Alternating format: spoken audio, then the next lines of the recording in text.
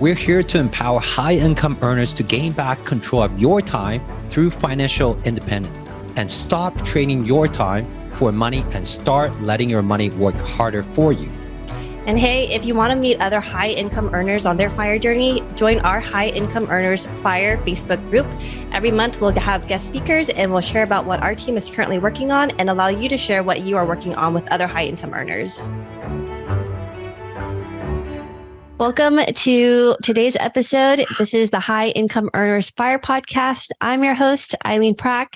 Unfortunately, today our co-host, Cody, can't be here today with us, but we are going to still have a fantastic episode. We brought on our guest, Alex Wells, here as our guest, and he is the co-founder of Imprint Digital. He's also the co-founder of Grit Investments, a capital investment company in Northern Colorado. So this will still be a fantastic episode. Alex, welcome to the show, and how are you doing today? I am doing great. Thanks for having me. So Alex, share with us, give us a little bit of a background, insight into who you are and what your current focus is. Absolutely. So I am currently, as you were talking about there in the intro, I am the CEO and co-founder of Imprint Digital, which is a digital marketing agency really focused around relationships. And, that's something that has just naturally really happened. It's not something that we really planned. So a little backstory, Grit Investments is our capital investment company. It's actually founded by myself and my partner, Bobby Shell. And we met each other about a decade ago, and we met at a previous company that we both worked for. So we actually worked right next to each other when I first started, and we ended up talking and found out we had a lot in common and a lot of the same values and stuff. And so we built up a relationship, and we both have been very entrenched in entrepreneurship and learning about business and investments and talking about financial literacy and making sure that we're paying close attention to those things because it was something that was very important to both of us. And after working at that previous company for about a decade, we both got very curious about the landscape of the startup world, actually, in particular, because there was a lot of emerging technology and companies just popping up all over the place with, the pandemic and just kind of the natural tendency, I think, for innovation to happen during harder times. That's very, common in history for people to innovate and find solutions for things when there's problems. So we got just curious and decided to go after some different ventures. And one of those was we wanted to go ahead and get a capital investment company together because both of us had invested in some businesses of our own individually. And I had always aspired to create a close partnership that we could work together in finding opportunities and prospecting.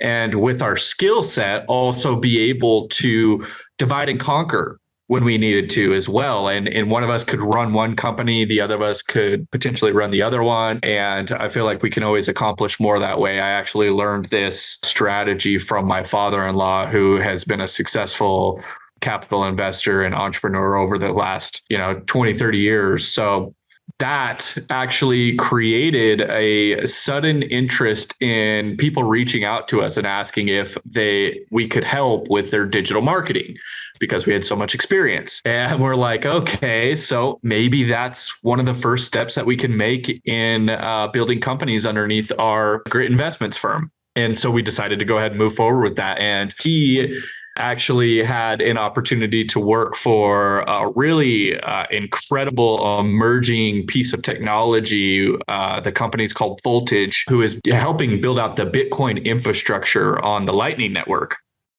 So I'm like, hey, you definitely need to make sure that you're taking advantage of that opportunity. I'll run Imprint Digital. I'm naturally really good at leading teams and building out processes and stuff like that. So this is a good first step in dividing and conquering. And so in the meantime, he helps out on the side with the business. He's really good at marketing and understanding a lot of the ins and outs of that stuff. So he does some things for us there. And then also he is developing quite the network in the startup and venture capitalist world, being a part of that company, which is a huge asset for us on the capital investing side. So he's creating relationships and finding those opportunities there. So as a business owner, an entrepreneur, also as an investor yourself, how do you split? Like, what is the split of your time between the businesses that you have and then versus like your outside investments for you personally?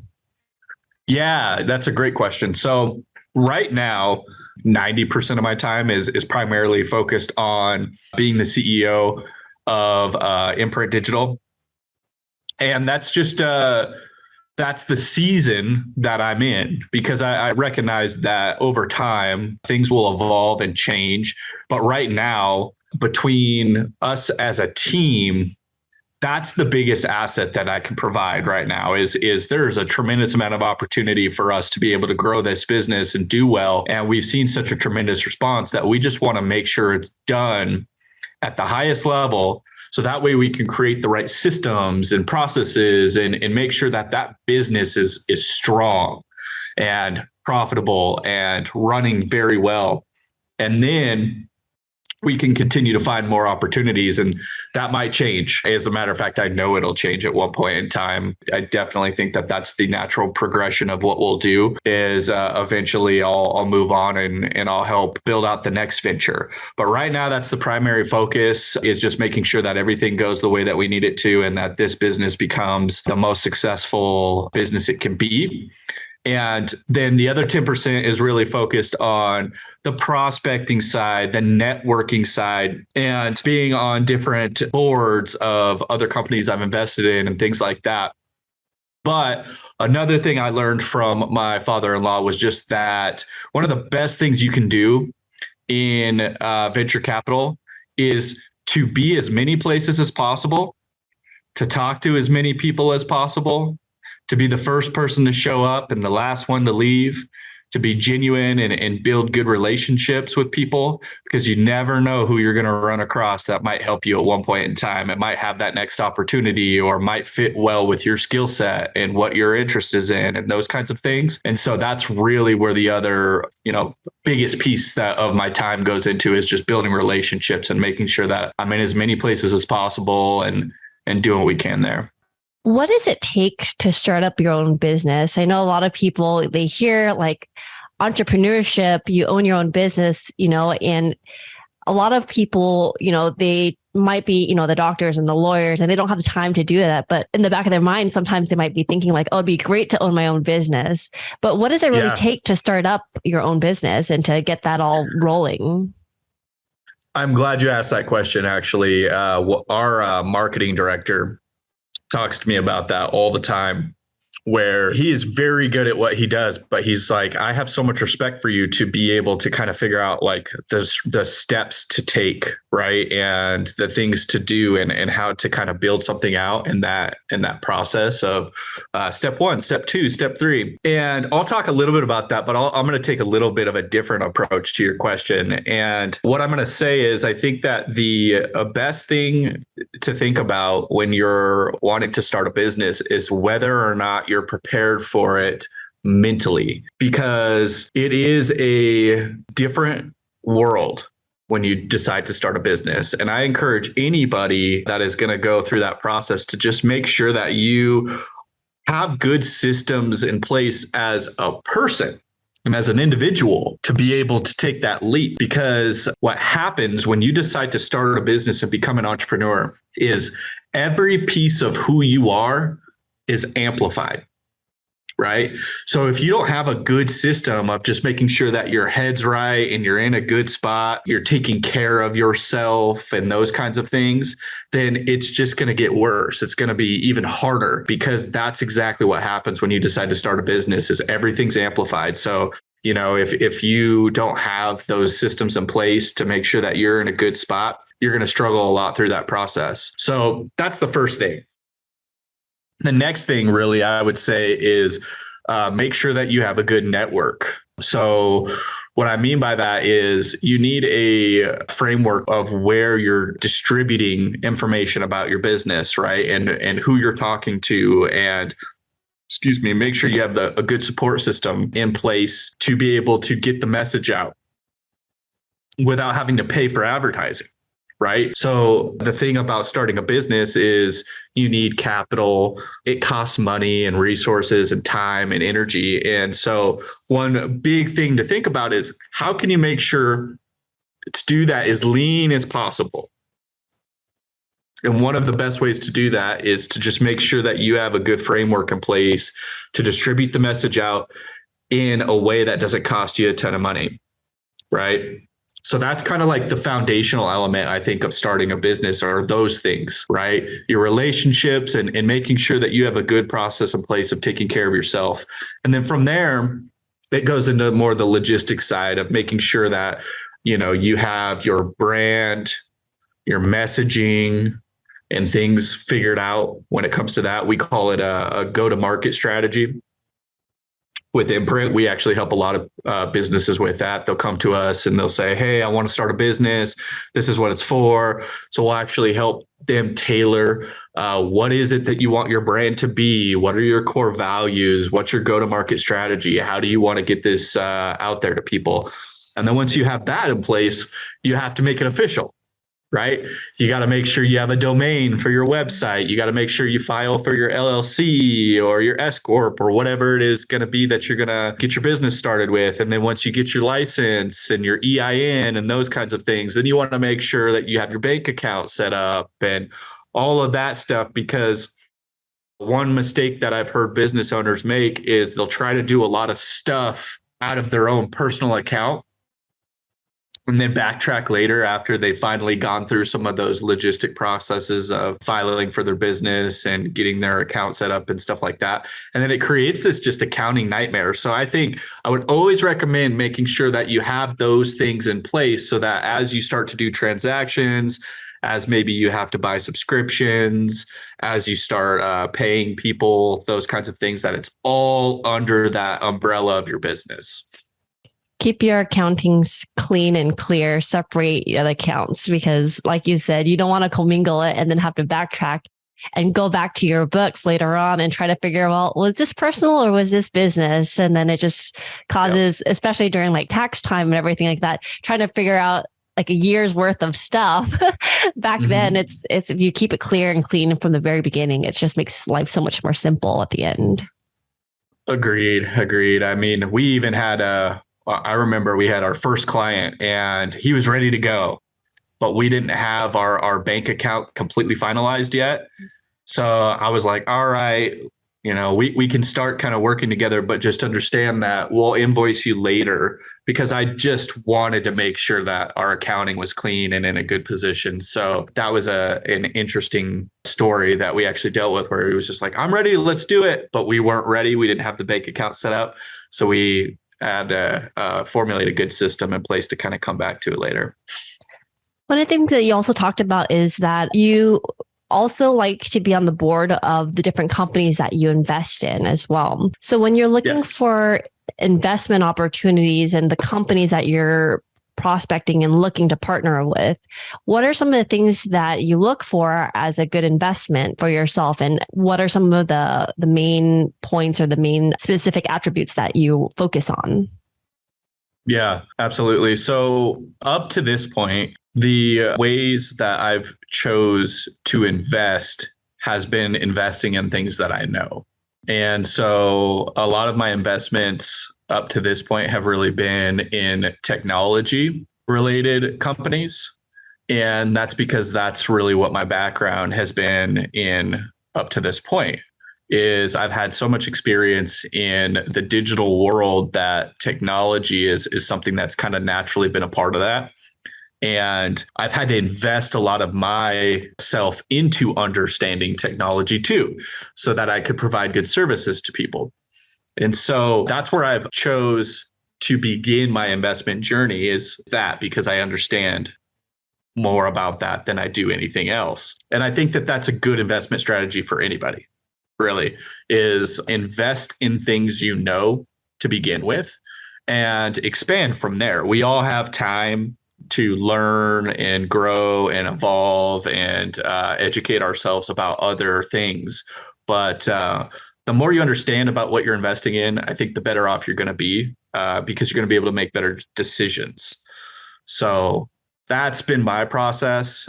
And I am looking for more knowledge and more education every day because I've been fortunate enough to find good investment opportunities in the technology space when it comes to companies. But I also want to diversify. And one of the things that I'm very interested in right now is what they call like your non-sexy businesses, which is like your small businesses, your service-based businesses that could use some assistance in helping scale and put in processes and things like that. I think there's a huge opportunity in businesses like that right now because there is, I think, a gap in probably where their skill set is and what they're good at and the ability to be able to scale and use technology and things like that because the world has evolved so much so quickly. On that side of things, when you're looking to invest in and partner with like the small businesses and the service types of businesses, are you also actively participating or helping them grow the business as well as an investor, or is it just a capital partner that you're looking to invest in? Yeah, that's a great question too. So it depends on the opportunity. For one, I think that up to this point, the businesses I have been able to invest in, one of them, I haven't had to actively participate in helping grow necessarily. It's been a incredible investment opportunity just based on timing. And so naturally, it did very well very quickly. And a little bit more insight on what I'm talking about. So I had an opportunity to invest in a software company that has developed a virtual learning software that actually observes the behaviors of people virtually. Right? To help with education in school, training and development through organizations, and it helps people develop soft skills, right? And with the pandemic and everybody being forced into this whole virtual world, I mean, it just, that market for that exploded. It was a really good opportunity. And so I haven't had to actively participate in that necessarily as much. But another company I was able to invest in, which is a contract manufacturing company, which has also benefited from the pandemic in a certain kind of way, that actually, right as the pandemic started to happen, they had an ancient website, unfortunately, and their whole kind of like virtual world of how they were presenting themselves as a brand was almost non-existent. And I was able to help get them a new website, redesign their website, and work with them to help with the whole digital aspect of their business. And that's been a huge asset to help them grow, which is really what spawned the idea of kind of how we've started to structure everything with Grit Investments, Imprint Digital. And what we anticipate is that we will always, in a certain way, actively participate in helping the businesses grow that we invest in. So we have Grit Investments as the investment engine or vehicle, so to speak. We can actually make the investment through that company. And then we can use Imprint Digital as the marketing engine to try to help facilitate ways to help those businesses grow too. So, through the venture capital side, we can make those proper investments.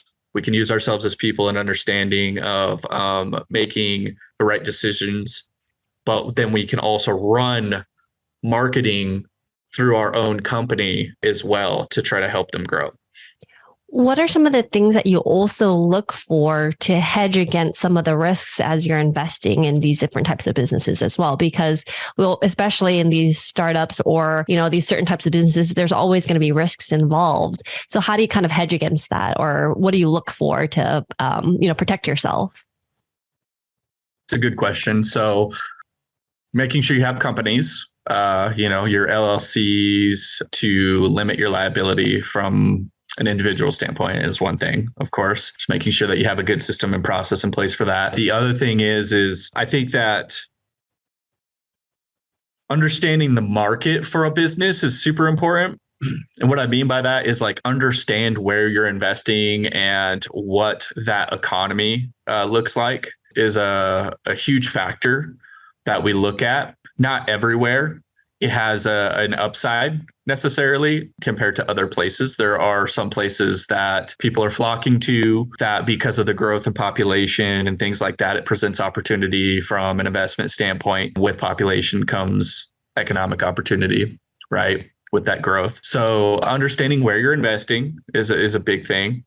And then the type of market it is. So, that's one thing with like the virtual learning company. That was something that even before the pandemic, there was huge writing on the wall, in my opinion, just about the direction that things were going and the opportunity there.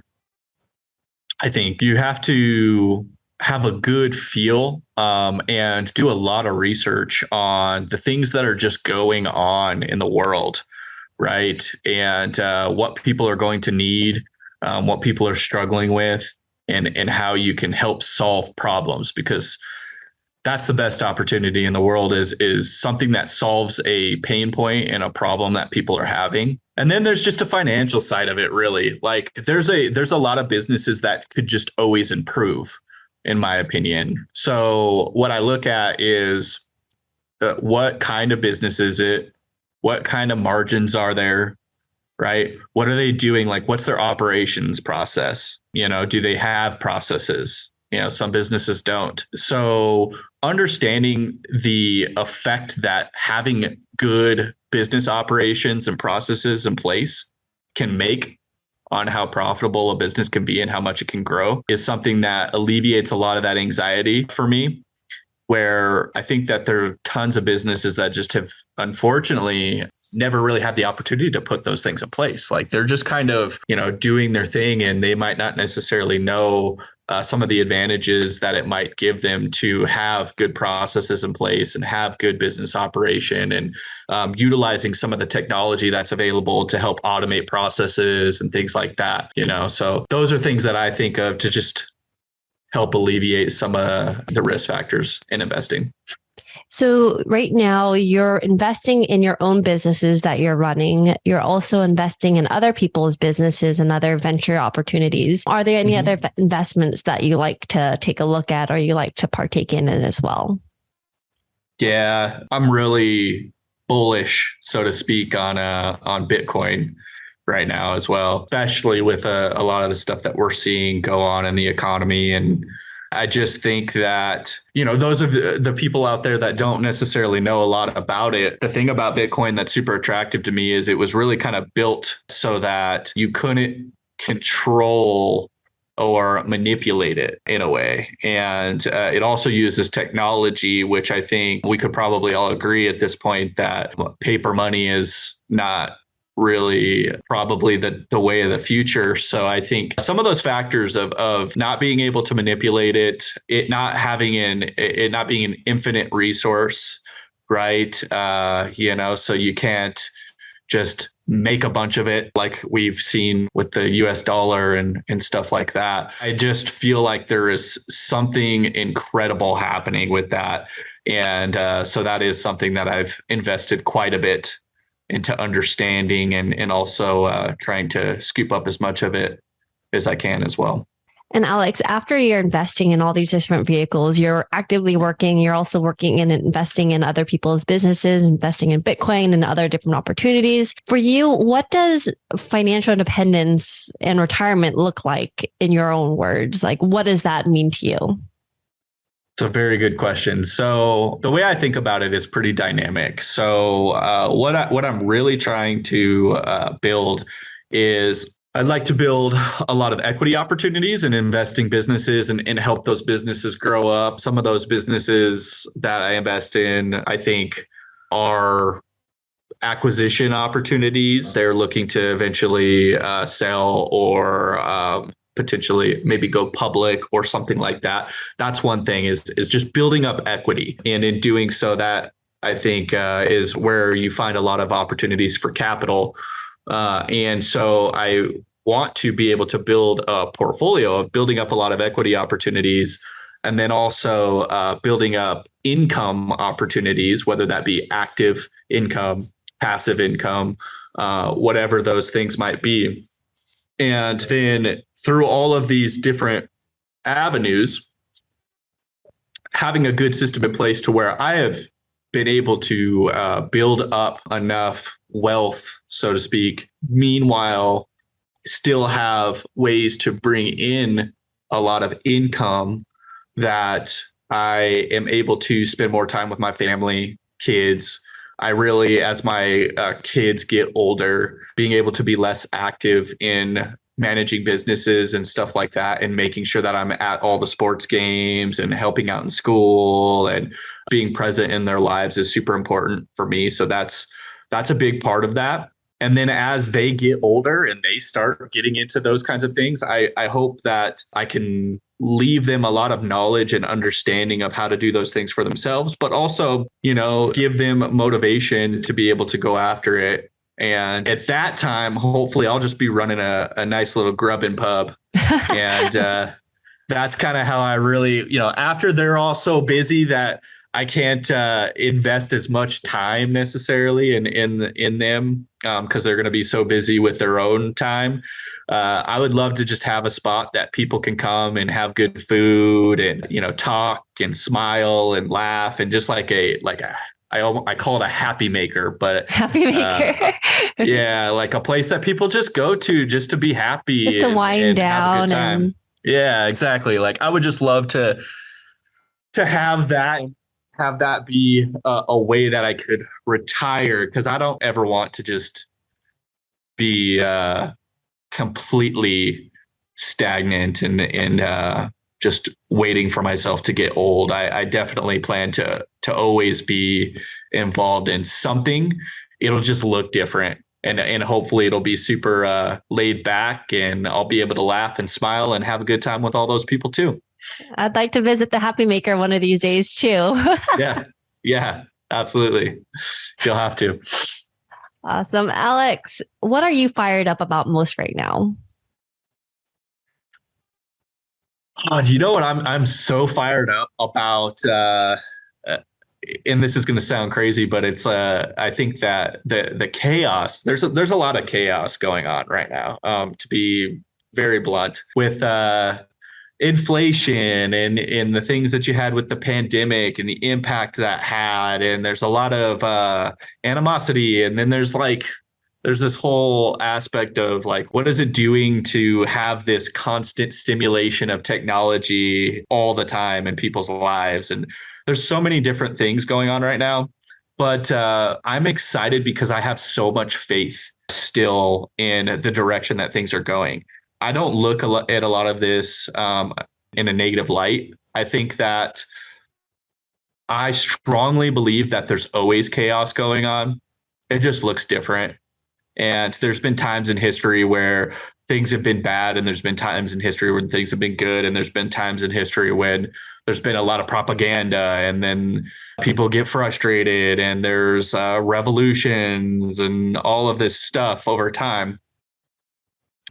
But to be a person in the world today is the best time to ever be a person, in my opinion. And I'm excited about that. And I'm excited about all of the innovation and, entrepreneurship and all the building and just amazing things that I feel like are still happening among all of that stuff. Right. It's exciting. I'm fired up about it. And I'm really looking forward to see what the people of this world can do to continue to try to improve it and make it a better place, and maybe solve some of the problems that have just been, brushed under the rug for years and years. I love it, because what you explained just now and the way that you're coming from is a perfect example of when people think to themselves, is life happening to me or is it happening for me? And for you, in your opinion, life is happening for you. You're taking advantage of it. You're seeing it. You're seeing all the opportunities there. You're living life. Mm-hmm. You only have one life. I have a saying, I've been saying it a lot recently, which is, sometimes you wake up and you have a good day. Sometimes you wake up and you have a hard day. Sometimes you wake up and you have a bad day. But all of those days end up being yesterday. So enjoy today, because it's never happening again. I love that. So Alex, are you ready for the fire round? Yeah, let's do it. All right. So if you become a billionaire tomorrow, what would your day look like? A billionaire with a B. That's a great question. I think that my day starts Still at a pretty normal hour, probably a little bit later than it does right now. I wake up pretty early and try to get out the door and get things moving. Probably, I usually wake up at about 4 a.m. these days. I think I'd probably change that to maybe like 6, 7 o'clock or so. Because you're probably waking up in the middle of the night with the kids now. Yeah. I'd start a little bit slower. That would be one thing that I would change for sure, is I'd start a little bit slower. I'd have my coffee. I would probably help with making sure that the kids get out the door and all of that stuff. And then I would still, even if I was a billionaire, I would probably be, after, making sure they get dropped off and are doing what they need to do, I will probably go and be active and still involved on, some boards for businesses, maybe go into my office and just looking at the landscape and seeing how things are going, and working on trying to make the businesses that I'm involved with that happy place, right? I say that's how I want to retire, is to have like a nice spot where people can come and laugh and have a good time. But that's also kind of how I want to run my businesses and be a part of those businesses, is like show up, give some high fives, tell some jokes, get people a little excited about what's going on that day, and maybe take some people out to lunch and just have some nice low-key networking, and help give back to the community and be a part of like some nonprofit organizations and stuff like that. That's how I would see my day going. And so I'm going to flip it on you for this next question. And if you were to lose everything, but you still have your network, your knowledge, but somebody also handed you a $500,000 check to start all over, what would you do first to build yourself back up?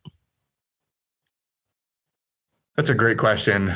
If I had $500,000, I'd probably hit LinkedIn right now, and I would probably try to find some engineers, and probably find a really good engineer and a really good salesperson. And I would probably work on trying to start a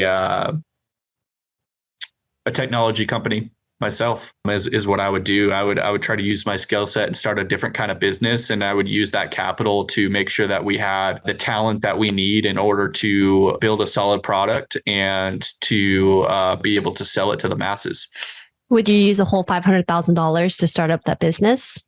Nope. I would take some of it, and I would probably, I would look at investing in affordable housing, multifamily. There's some really innovative stuff going on in like the mobile home and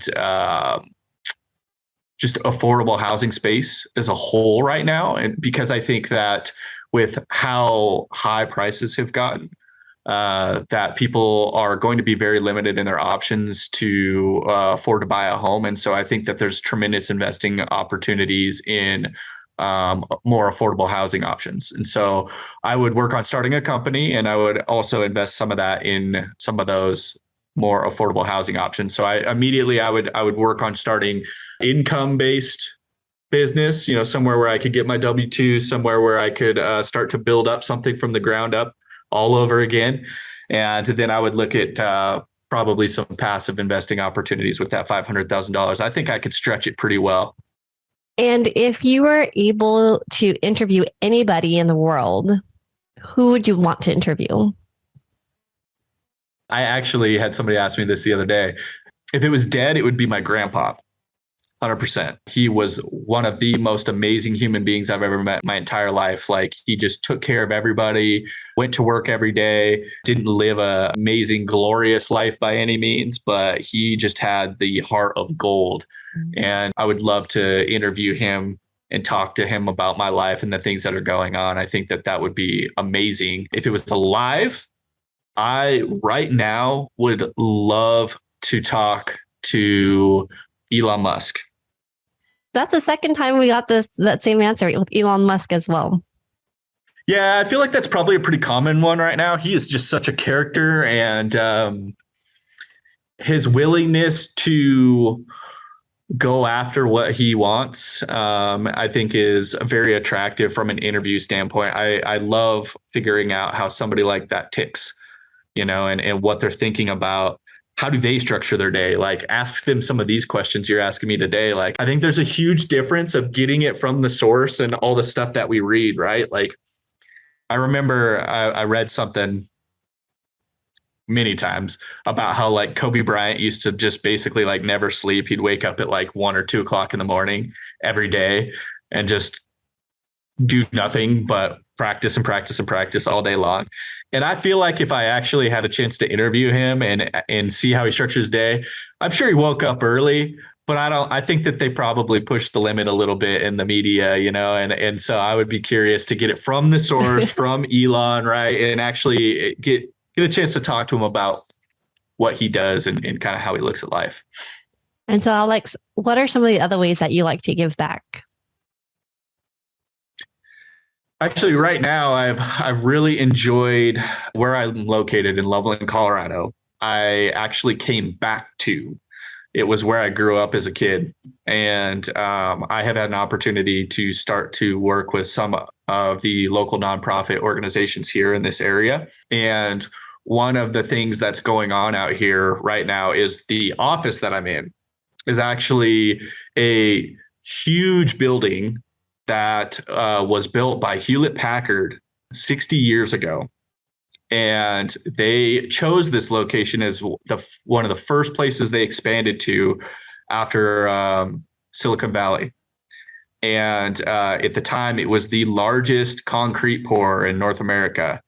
And this building sat here and they maintained it really, really well. There was a few companies in it, but everybody always really wondered what was going on because after Hewlett-Packard left and some of the other companies that were here, and while it was really thriving and in its heyday, things happened and, it was vacant for a very long time. Well, recently a group out here decided to invest and purchase this building. And they are cultivating a resurgence in this building by they have a nonprofit here that is called the Warehouse Business Accelerator, and their focus is helping startup businesses and entrepreneurs by providing them resources to understand like business operations, where to get capital, all kinds of stuff like that. They're focused on bringing manufacturing and engineering jobs back to North America and to the economy out here. And so being a part of this and being a part of trying to help the town that I grew up in grow and thrive and be an attractive place for people to be, like I feel about it, is one of the best ways that I feel like I can give back, and to be a part of it and in helping with some of those things lately has just been an incredible experience. And I'm excited for the future of that. Oh, awesome. And Alex, how can our audience find out more about you? Absolutely. So there's a few ways. What I would do is you can find me on LinkedIn. Alex Wells, CEO and co-founder of Imprint Digital. That is one really good place. It's very professional, good spot to find me. You can also check us out at imprint-digital.com. That's our website.